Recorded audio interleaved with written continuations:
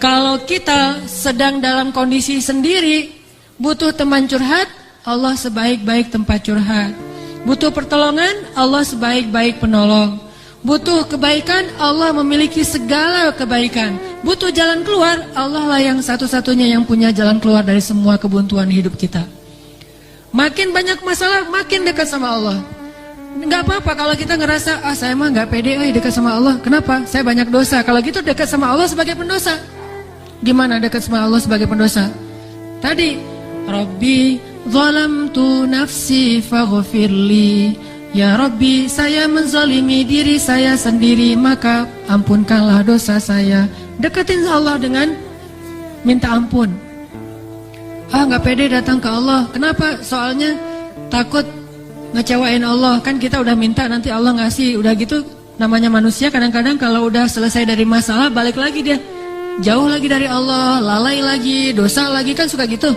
Karena kita masih kayak ragu sama kemampuan kita. Saya bisa nggak ya istiqomah? Saya bisa nggak ya taubatan nasuha? Daripada nanti saya udah minta sama Allah, Allah tahu banget kalau saya tuh masih labil, kan nggak enak. Udah nggak apa-apa. Kita berbuat dosa, datang lagi sama Allah. Dosa lagi, datang lagi sama Allah. Kapan sih Allah pernah putus asa mengampuni dosa hambanya? Yang ada itu adalah hambanya putus asa minta ampun kepada Allah. Allah mah gak pernah putus asa. Gak ada kalimat satupun di Al-Quran dan hadis Allah bilang gini, saya gak akan ngampunin dosa kamu lagi. Kenapa? Udah 3 kali saya ampunin, kamu ulangi. Gak pernah Allah ngomong kayak gitu. Baik di Al-Quran gak pernah, di hadis gak ada. Baik hadis Nabi gak ada, hadis Qudsi juga gak ada. Gak ada cerita Allah itu ketika kita datang pertama, ya diampunin. Datang kedua, udah deh. Datang ketiga, ini terakhir ya. Allah gak pernah ngomong gitu kan. Pas yang keempat, tidak ada maaf bagimu. Nggak ada Allah ngomong kayak gitu. Selalu, wahai hambaku, qul ya ibadiyalladzina asrafu ala anfusihim.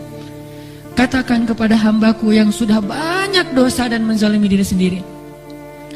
Qul ya ibadiyalladzina asrafu ala anfusihim. Allah tuh baik banget loh sama kita. Allah tahu kita banyak dosa, tapi Allah masih manggil kita tuh ibadi, hambaku gitu coba. Itu panggilan lembut loh dari Allah. Allah kalau kasar panggil nama, ya Hanan, itu kasar tuh. Tapi ya ayah abdi itu lembut. Sama kayak Aisyah kalau marah sama Rasulullah manggilnya Muhammad. Aisyah, nih kata Aisyah sendiri, Aisyah radhiyallahu anha. Jadi kalau Aisyah manggil Rasulullah, ya Rasulullah, itu lagi enak tuh perasaannya, lagi moodnya lagi enak. Tapi kalau ya Muhammad, itu lagi marah. Tapi Rasul dipanggil Muhammad biasa-biasa aja ya. Kita mah kalau dipanggil nama, wah istri celaka nih, durhaka segala macam, keluar dalil. Nabi aja yang punya dalil nggak pernah ngeluarin, kita yang nggak punya dalil suka ngeluarin, kan aneh tuh. Hadis itu ucapan siapa? Ucapan Nabi kan? Ucapan saya apa ucapan Nabi? Lalu kenapa saya lebih sering mengeluarkan hadis itu daripada Nabi? Kan aneh tuh.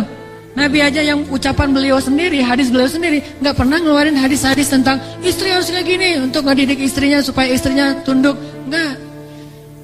Nabi mah ngeluarkan hadis itu kepada kaum muslimah dalam suasana yang nyaman. Tapi kalau lagi marah nggak mau pakai hadis, nggak mau pakai ayat. Kita kalau lagi marah ayat hadis keluar semua tuh. Jadi taklim kita itu bahan untuk marah gitu.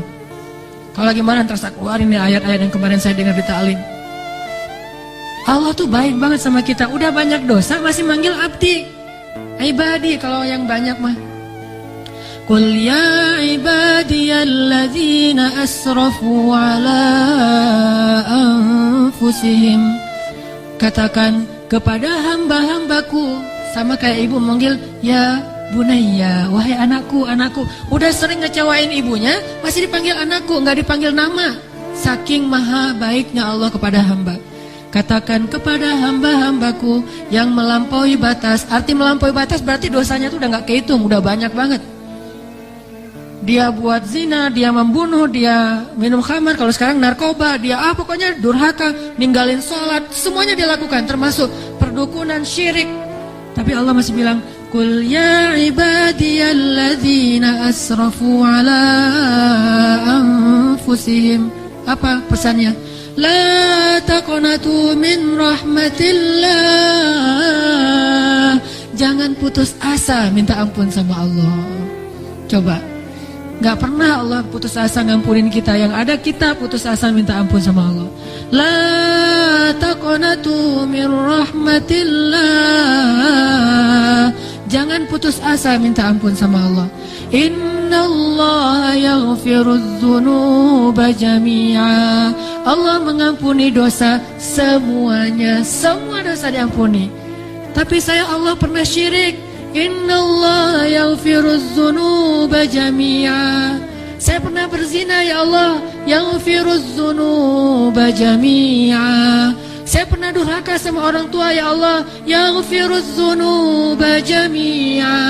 Saya pernah minum khamar, saya pengedar narkoba, ya Allah, yaghfirudz dzunuba jami'a. Saya pernah mencuri hak orang lain, ya Allah, yaghfirudz dzunuba jami'a. Semuanya diampuni. Memangnya ada tempat lagi bagi kita untuk lari dan berserah diri kecuali kepada Allah? Kalau kita punya masalah, adakah tempat yang lebih baik bagi kita untuk datang curhat dan mengungkapkan semua masalah kita daripada Allah? Makanya Musa tahu hal itu. Dia labil memang, dia anak muda dan itu wajar. Tapi dia tahu dan yakin satu kebaikan, bahwa selabil apapun, sebanyak apapun kesalahannya, dia selalu datang dan mengatakan Rabbi. Lalu mengakui kesalahannya, zalamtu nafsi ya Rabbi. Salah lagi, bilang lagi, Rabbi zalamtu nafsi, ini gimana nih ya Allah, saya salah melulu. Salah lagi ya Allah, salah lagi deh. Salah lagi ya Allah, salah terus. Salah lagi ya Allah, tolong dong, saya pengen berubah. Terus aja gitu. Jangan datang kepada manusia. Makin sering kita datang kepada manusia, kita makin rendah. Makin sering kita datang kepada Allah, kita makin tinggi. Datang lagi, datang lagi. Gimana cara datangnya? Gak susah datang sama Allah tuh, gak perlu dicari. Gak ada cerita Allah lagi lowbat, gak ada. Kalau manusia kita japri, kita telepon lagi lowbat, dia gak akan. Atau lagi enak-enak telepon, tiba-tiba mati teleponnya. Gara-gara kita teleponnya pakai WhatsApp call. Jadi kalau ada masuk telepon yang keputus gitu kan ya, cari yang gratis. Kalau ke Allah mah gratis dan gak akan keputus.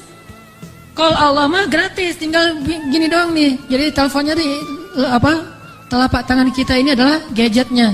Gini nih. Tekan nomornya gimana? Tekan nomornya tuh tinggal ngomong, gak perlu ditekan-tekan. Ngomong aja, Rabbi, udah langsung terhubung tuh. Kan cepat banget. Kayak ada telepon gitu ya. Nama istri saya Sarah. Sekarang dia ada di atas. Saya kayak misalnya saya mau nelpon istri saya, terus saya nyalain handphone. Sarah, halo. Dia manggil saya Albi. Albi itu artinya kekasihku. Albi gitu kan. Ada gak telepon kayak gitu? Bisa gak? Ada ya, cuma jarang, saya juga nggak bisa nih, nggak tahu cara nyetelnya. Jadi kalau mau nelfon istri kita, istriku, langsung calling gitu, dan dia langsung ngangkat, nggak lama-lama. Kita nunggu lama kok nggak diangkat-angkat. Alasannya lagi, kenapa sih nggak diangkat-angkat? Maaf tadi lagi di kamar mandi, misalkan suka gitu tuh. Allah mah nggak ada cerita gituan. Miss call 10, yang ke-11 baru diangkat, nggak ada tuh. Allah mah nggak ada miss call, nggak ada disconnect, nggak ada sinyal jelek. Nggak ada habis pulsa, nggak ada kepotong sama call yang lebih berbayar mahal, nggak ada yang kayak gitu-gituan. Kalau Allah mah tinggal bilang, Rabbi, ya abdi, labbaik ya abdi, aku terima apa yang kamu butuhkan ya abdi, sebutin gitu. Allah tuh gitu, cuma kitanya nggak mendengar dengan lisan, dengan telinga. Kita harus mendengar itu dengan hati kita. Kalau kita yakin, ana inda dhanni abdi bi, aku tergantung yakinnya hambaku, prasangka hambaku, gimana perasaan hambaku. Kalau kalian yakin aku mendengar dan mengijabah, aku pasti mendengar dan mengijabah. Kan gampang, Allah mah tergantung kita ya. Jadi jangan salahin Allah, Allah aja bilang tergantung kita. Kalau kita ngerasa doa kita nggak diijabah, jangan salahin Allah, kok Allah nggak ngijabah. Salahin diri kita, kenapa kita nggak yakin Allah mengijabah. Yakin kok, kalau yakin ngapain dipertanyain. Kalau kita yakin jangan dipertanyakan. Karena Allah pasti tidak akan ngecewain hamba yang datang kepadanya.